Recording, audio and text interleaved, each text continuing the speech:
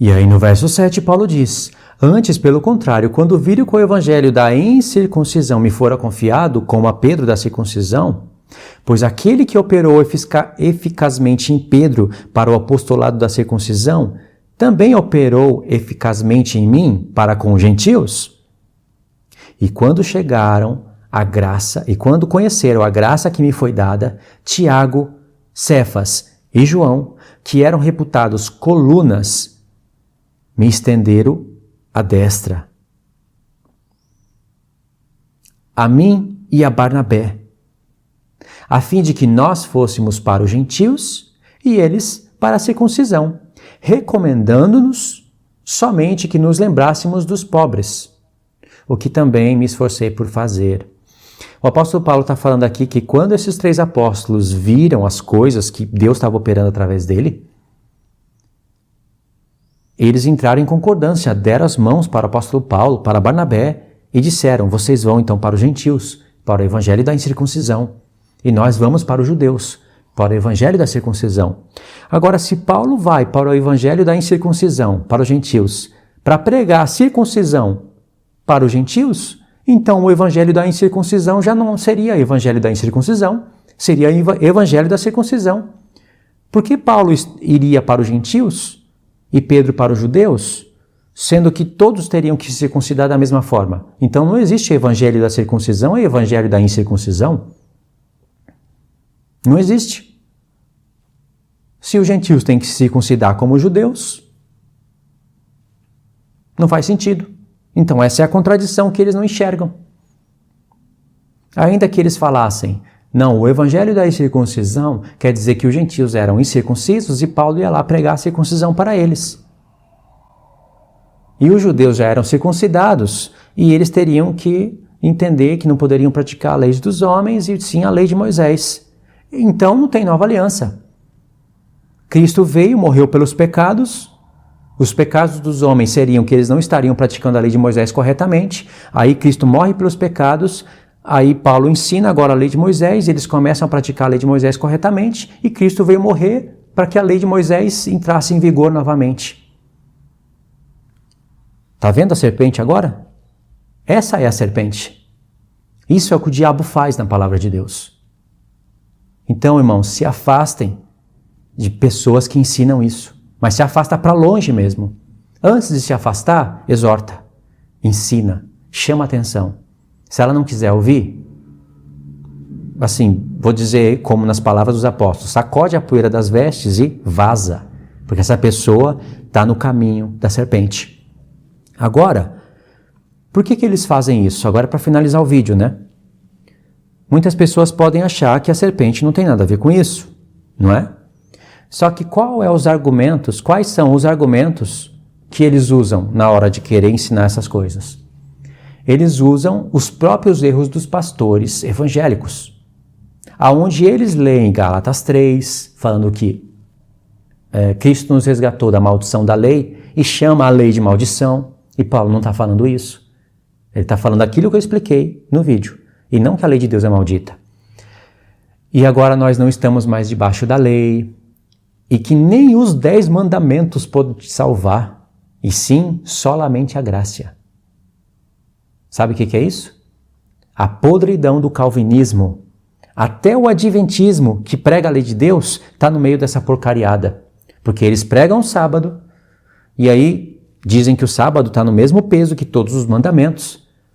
Ou seja, o sábado tem a mesma gravidade de não matarás, não adulterarás, não é? Então eu pergunto, se eu não guardar o sábado, vou ser salvo? Eles dizem, não é assim não. Ó, Paulo escreveu em Efésios 2 que nós não somos salvos por obras, e sim pela graça. Se eu continuar matando e adulterando, eu vou ser salvo? Não, claro que não. Transgredindo a lei de Deus. O sábado tem a mesma força que todos os mandamentos? Está escrito na mesma tábua? Sim. Se eu não guardar o sábado, vou ser salvo? Não. Olha que contradição. Está vendo? E aí tem o calvinismo, que é 1000 vezes pior. Você não perde a salvação e nem precisa da lei de Deus para ser salvo. Você é salvo pela graça. Aonde eles aprenderam isso? Livros. Livros que o diabo usou pessoas no passado e deixou escrito. Não foi apenas a carne humana. É o diabo. Quem você acha que mistura essas coisas? É uma coisa tão lógica. A fé, a graça, consiste em obediência aos mandamentos de Deus. Quem você acha que tem a intenção de falar que os 10 mandamentos não te salvam, e sim somente a graça, e te fazer um crente vagabundo e contraditório? O diabo. Já tem livros para isso.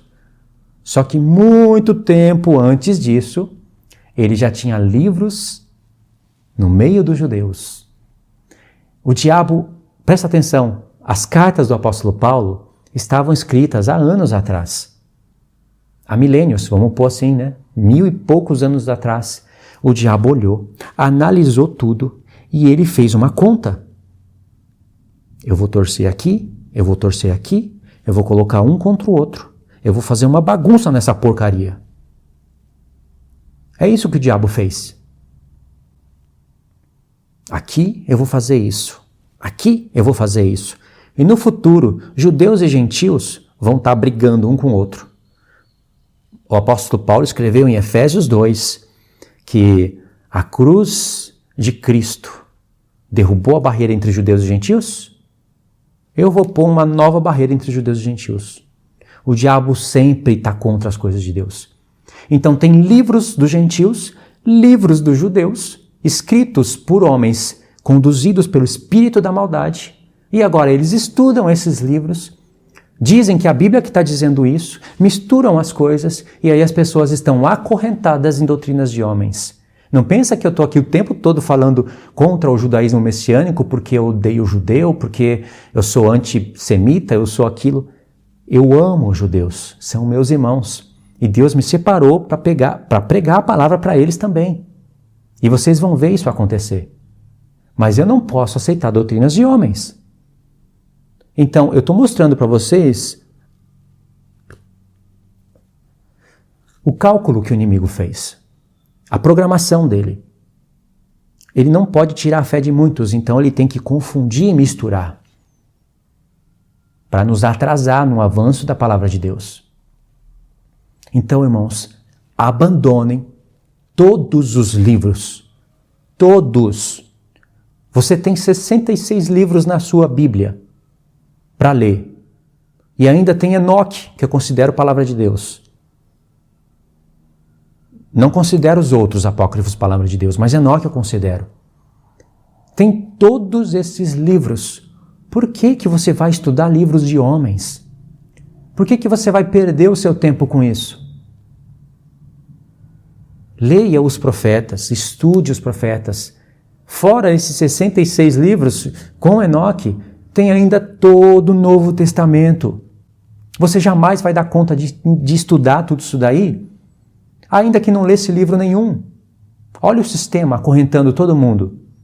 Todo mundo tem que trabalhar, aí no final de semana tem que sair, comer, postar o que está comendo, ficar no celular o tempo todo. É contaminado com a comida, está comendo porcaria e nem liga. É contaminado com a poluição visual, poluição sonora, são impactos da Revolução Industrial. E ainda o tempo que sobra, você vai estudar a palavra de Deus por intermédio de livros, de religiões, de denominações? Você acha que o diabo está de brincadeira? Então, irmãos, entrem na palavra de Deus. Estudem a palavra de Deus. E que esses meus vídeos sirvam para fazer vocês gastarem horas na Bíblia. Não em livros. Ainda bem que eu não mexo com livros, porque as pessoas gastariam horas para ler tudo isso que eu estou falando aqui para vocês. E aí, a minha própria mensagem seria livros.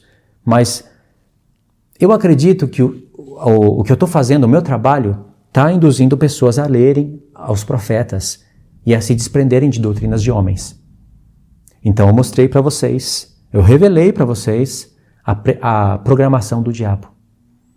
Tá certo, irmãos? Relembrando então, já finalizando o vídeo, no comentário fixo vai ter uma playlist Segue esses vídeos. Eu sei que tem assuntos que eu vou repetir, parece ficar cansativo, mas faça o segmento. Isso daqui nunca vai ser demais para vocês. Memorizem isso.